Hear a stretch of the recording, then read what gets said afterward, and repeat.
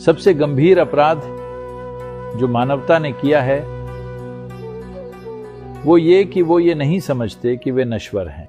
अगर उन्हें पता हो कि उनकी एक्सपायरी डेट है और ये आज भी हो सकती है, तो वो एक खास तत्परता में होते जानने के लिए कि आखिर ये सब क्या है।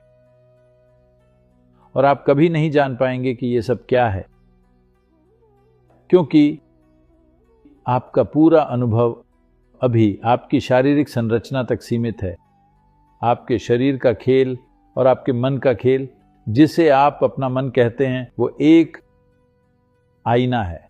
जीवन को जानने का एकमात्र तरीका है कि आप आईने के उस पार पहुंचे। एक बार आप मन के उस पार पहुंच गए तो एक बिल्कुल अलग आयाम सामने आ जाता है। साधना के सभी पहलू इसीलिए दिए गए हैं कि आप मानसिक दर्पण के उस पार जा सकें।